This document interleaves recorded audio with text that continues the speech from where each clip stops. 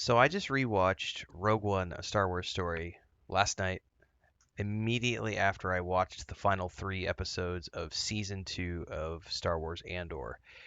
And holy crap, does it put a completely new perspective on that film. I was a little like I was like, nah, surely not, because I heard, like Diego Luna was doing a lot of interviews and he's talking about, oh, he says I just watched it myself the other day, and they're doing press, right? And they're getting you hyped up for season two, and he was talking about how it really does have a different meaning now that you can see everything that led up to it, especially because they took all of these like minor characters that really only have a finite role in Rogue One, but then fleshed them out in the seasonal arc between seasons one and two of Andor.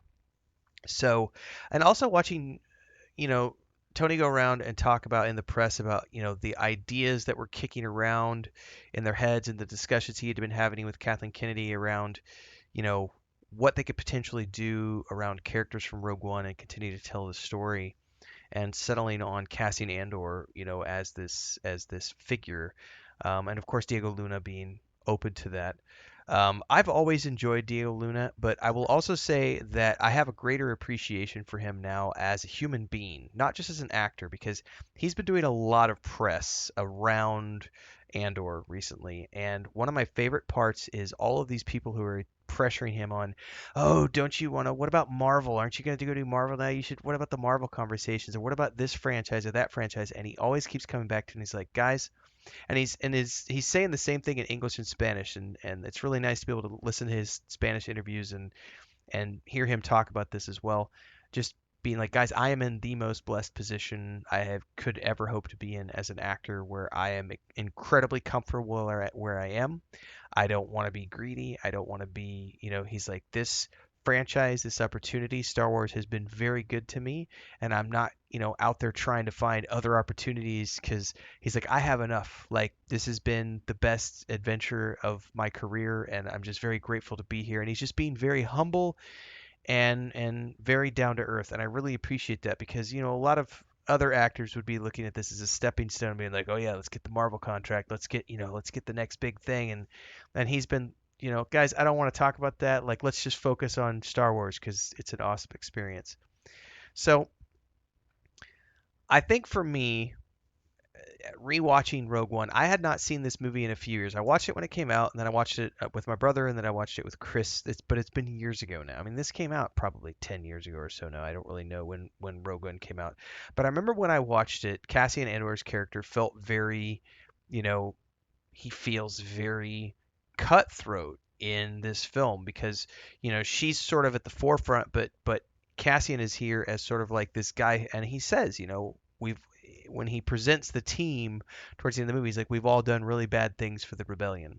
And in the early stages of the film, you see him, assassinating a guy just like Luthen did, and being willing to take out Urso, her father, Galen Urso, her father, um, on the instructions of the rebellion, of the alliance, and it it makes so much more sense now that you understand what he went throughout season one and season two of Andor to get to the place he was.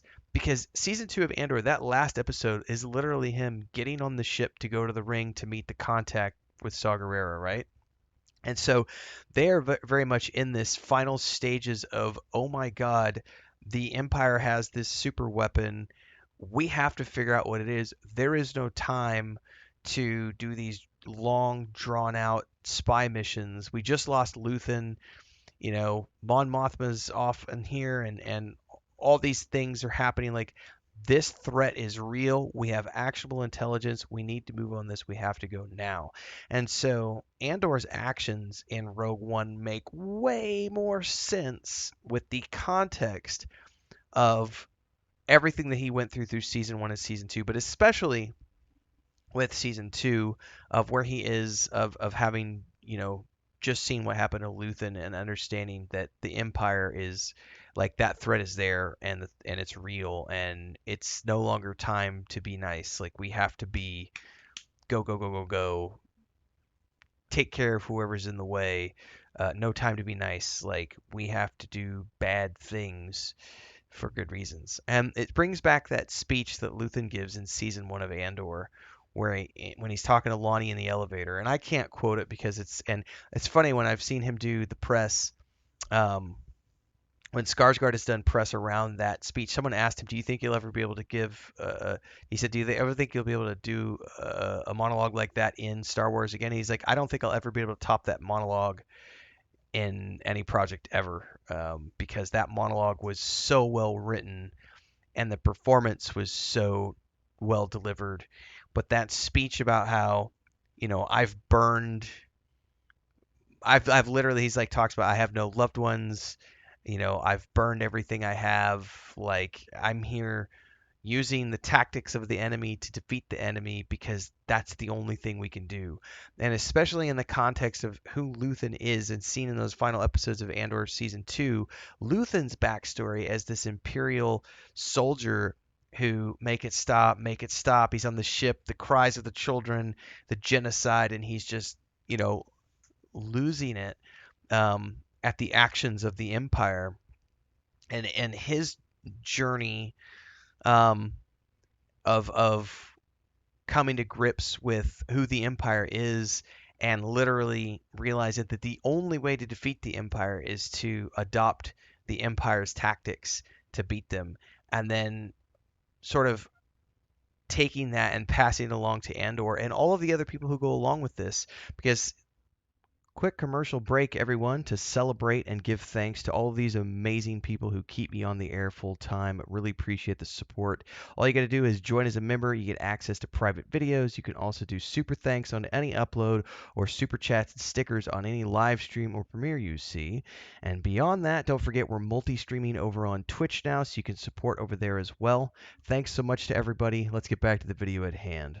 The rebellion has to do some shady shit to get to the point where we get the Death Star plans into the hands of Princess Leia, and we can take out that first Death Star, and we can defeat Darth Vader and defeat the Emperor and move on to the Empire Strikes Back. After A New Hope, the Empire Strikes Back. Which, by the way, I'm immediately going to be going after this by myself, probably because my wife isn't huge into Star Wars like I am. So I'm a huge Star Wars nerd. So I'm immediately this weekend probably going to be spending some time watching A New Hope, Empire Strikes Back, Return of the Jedi because this whole arc, I've got goosebumps right now. Like it brings so much more meaning to the journey now. And this is one of the cool things I think that George Lucas did when he started allowing people to play in his sandbox back in the days of the books and the extended editions, or that Legends as it became known, the extended universe. I meant extended universe, not extended editions, but the extended universe, what's now become known as Legends. When he started allowing other people to play in that sandbox and come up with these really cool ideas that could fit into the gaps in between the films, and then continuing to see those types of things evolve with like Andor and Rogue One leading and tying into, A New Hope, Empire Strikes Back, Return of the Jedi. Um, like I said, I'm a big fan of everything Star Wars, and I continue to be excited by this franchise in a way that Star Wars, Star Trek, Middle Earth, these are things that for me I've loved since I was a kid. Narnia is up there as well. I will always, always, always love Star Wars because to me it is the journey of the light side. It's the journey of hope. I love the line rebellions are built on hope, because that's what Lucas started off creating was this idea of hope. We can fight the empire, we can find a way to conquer the dark side. As Yoda would say, anger leads to fear, fear leads to anger, all these I can't even remember right now because I'm so excited. Um, the path to the dark side, right? Fear leads to anger, anger leads to hate, hate leads to suffering. I don't remember the exact lines right now because I'm tired and just it's been a run. But so many people out there have fallen to the dark side when it comes to Star Wars, and I really just hope that everyone out there can find the light side again because this franchise has given me so much hope and so much joy since I was like 4 or 5 years old. And stuff like this is the reason that I continue to love the franchise and love to see it continuing to evolve. And I cannot wait to see where it goes beyond here. as we continue to see new projects come out. So like, subscribe, hit the bell icon, everybody, so you never miss an update. Go watch Andor if you haven't already done so. Watch season 1, season 2 back to back, and then roll right into Rogue One. And then from there, if you want to do the whole journey, let's do it together. I'm going to be watching episodes 4, 5, and 6. Then I'm going to take a quick break, and then we're going to do episodes 7, 8, 9 as well, because why not? I haven't seen them in a few years, and it's part of the journey. Till next time, everybody, stay safe. Happy watching. May the Force be with you.